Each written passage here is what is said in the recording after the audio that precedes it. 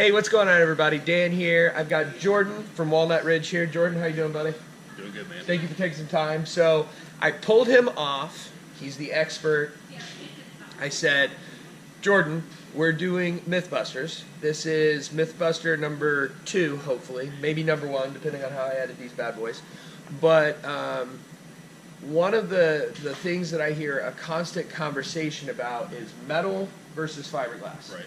And when we bought our RV, our buddy bought an RV right before we did. And he's like, oh, get metal, don't ever buy fiberglass, it delaminates. Sure.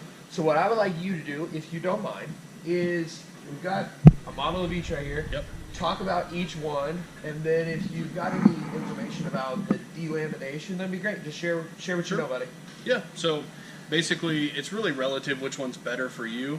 Obviously there's a big price difference between the two, so if budget is a big issue, obviously the metal is going to be a cheaper construction style. The main reason for that is these are framed out of wood as opposed to the aluminum framing that you find in the fiberglass trailers for the most part. Some of them are still wood, but most of them are aluminum sided or framed. Let me ask you this real quick. So you're saying most of the time, not necessarily always, but most of the time, the metal is a wood frame. Always. Metal is always wood frame. Fiberglass can occasionally be wood frame in some of the lower end fiberglass products, but most of the time, fiberglass trailers are aluminum framed.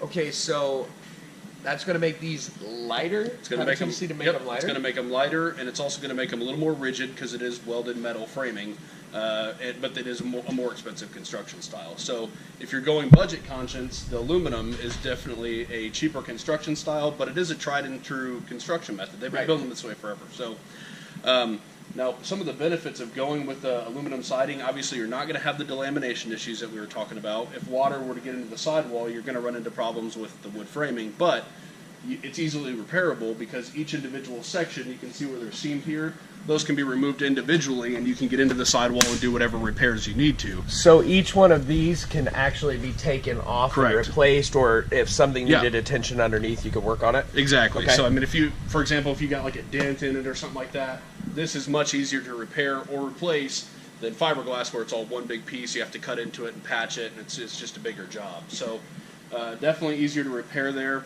Another one of the benefits, they typically don't fade. Sometimes you'll see on the fiberglass trailers, they can fade and change color a little bit because the color is actually infused into the fiberglass, and the sun wear will occasionally wear that out, and you'll see some fading spots. The gel coat on the fiberglass can peel and crack, so those are some things that you have to be careful of with the fiberglass, and whereas this you're not going to have that issue. It's actually painted on here, so the metal is going to be a little bit more durable against sun damage and stuff like that. So let me ask you this. Number one, you're awesome. This is great information. I didn't know half of what you just shared with me. So you talked about, I know we want to talk about the delamination, but you talked about fading and color changing and all that. But I'm sure that there's probably proper maintenance and stuff that you can do for them to prevent that. Am I correct? Right. So this is going to be more resistant to that, but there are things that you can do to the fiberglass to make it more resistant as well. They offer different paint and fabric protection packages and stuff like that you can put on these that do protect it against UV damage and stuff like that. So that's going to help a lot with that. But it is an extra step that you have to take to avoid that, whereas with these it's not. You know, they're a little bit more resistant right from the factory. Okay, that makes sense. So we're looking at lighter. Mm-hmm. We're looking at easier to clean. Yep. We are, what I'm hearing, a lot of people, they consider these the fancier ones. Sure. Like compared to this, they're a little sleeker. Yeah, sleeker. Yeah. There's maintenance that you can do to them to take care of them. What is this myth of all of them delaminating, or the delaminating myth? Sure. So delamination is obviously the biggest fear of fiberglass trailer. There's a couple things that go into delamination. It's kind of a, there's a lot that's involved in that. It doesn't just happen to all of them. That's they don't all delaminate. So that is a myth. There's different ways that manufacturers will put fiberglass onto a unit. Okay. So when there's 3 primary styles. There's a hung fiberglass wall. What that is that's typically going to be in the ones that I mentioned are few. They're wood framed with fiberglass exterior. Those are like a cheaper price point fiberglass unit.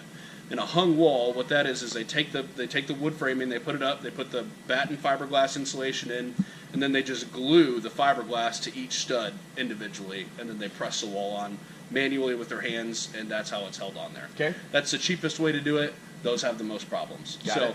If you're shopping for a fiberglass unit, you always want to ask if it is a hung wall, not necessarily that you don't want to buy that, but just know that there are more risks involved with that type of construction because it is cheaper to do.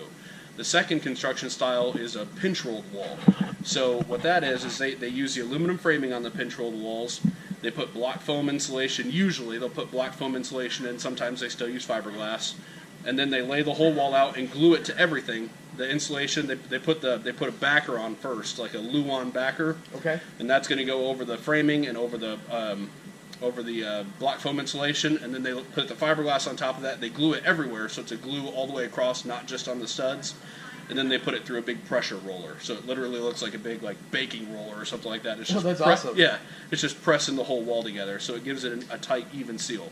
That's the second method. That's going to prevent delamination a little bit more. And then the third construction style is vacuum bonded, which is the most expensive and the most thorough, also the most resistant to delamination. What a vacuum bonded wall will be is they're going to take the whole thing. Again, they're going to put the block foam insulation, aluminum framing, the Luan backer, then they're going to glue the whole thing, put the fiberglass on. They literally put it in this ginormous plastic bag, the whole wall, and they suck all the air out to a certain pressure range. That's going to take all the air out of it to remove any bubbles, any separation issues at all, and it gives it a tight, even bond across the whole wall.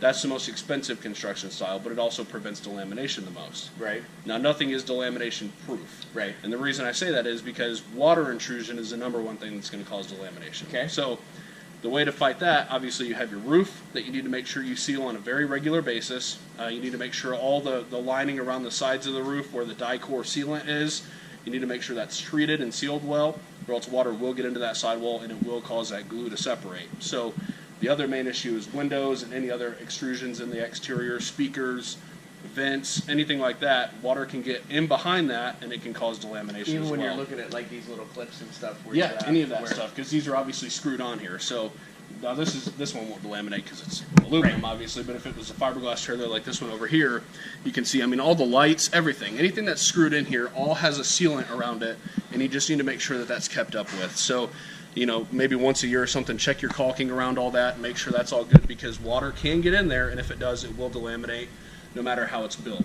So even though there's better construction styles, it's going to prevent it from happening from other causes, but right. Water can always ruin anything. So no matter what level of construction is involved, if there's poor maintenance from the end user's part, yes, you can have that. That's correct. That makes total sense. So what you're telling me is, if I got a really good summation of this, is that both are great. Mm-hmm. A lot depends on the end user's price point. Yes. And again, also model and layout. Right. We have a Puma. We love Puma. We've already identified some other Pumas that we like. But then when you do step into, or if you want to step into a fiberglass, arm yourself with those questions. What type of backing is it? How was it prepared? I'm going to have to go back and look up those terms that Jordan just rattled off because I don't remember them. And then again, going back into your price point, but I think we've seen a central theme in this is maintenance, maintenance, maintenance. There Yep. is no one solution that just makes it completely fine to do. Sure. Water is going to make a trailer like that delaminate. Obviously, water will also ruin these too. So you have to be careful and maintain everything. This won't delaminate, but you're going to get rot in your studs and stuff like that, and your wallboard, and So you run into the same issues with water either way. It's just really damaging. So maintenance is definitely the key. Another big thing about fiberglass that we hadn't hit on yet is a weight range. So, if you have a half-ton truck or something where you're limited to, let's say, 5,000 or 7,000 pounds of tow weight, you're probably going to want to look at a fiberglass option because of the aluminum framing. They're significantly lighter, so it opens up a much wider range of what you can purchase for your money and be able to tow it well. So that's another big advantage of that. Whereas the aluminum-sided trailers are just typically heavier. So with that wood framing construction, they're just heavy. So I think that goes back to all the other videos that we've done so far that I think help.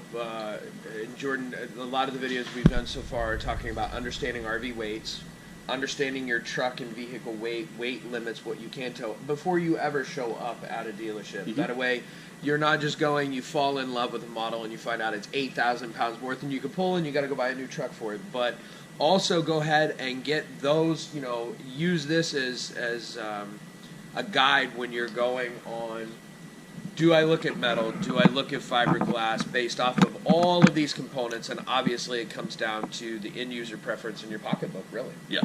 Yep, obviously price point's a huge thing. So something else, if I can go back, I don't know how you want to edit this. No, that's fine. If I can go back and add one more benefit, or really a difference between them, when you're looking at insulation value, and if you're wanting to do more cold weather camping or something like that, there's also a very wide variety between these two units and what those different construction styles offer for R values.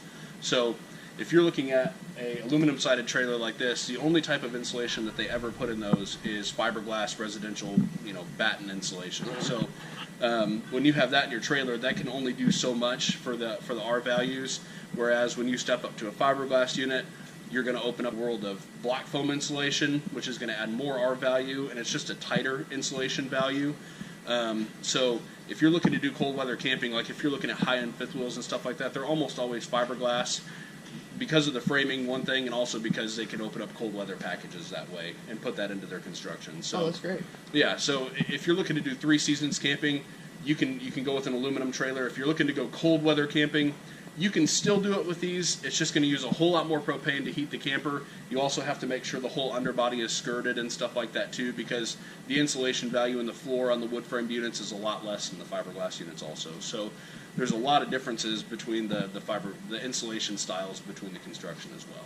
So. Jordan, you know your shit, and I'm going to go ahead and use the word shit on this. That's fine. You know your shit. Listen, guys, I have a feeling that a lot more questions are going to come about this, and I have a feeling we're going to be seeing this face more because you have some great information, my friend. Yeah, that's what I'm here for. I appreciate you taking Sure. the time today to answer this. I feel like, even though I can't recall what 3 types there are for these, for how they're bonded together, I feel like I'm a lot more knowledgeable and I'm a lot more prepared when I come in here. Sure. If I don't come here to buy our next RV, I feel like wherever I went, I'm going to blow that salesperson's mind because I'm going to go, is that vacuum bonded? They should know. They should know. And there's, obviously there's benefits to all the different styles, but they should know that because it's a big difference in price point and in quality. So. Well, great. Thank you again, buddy. No problem.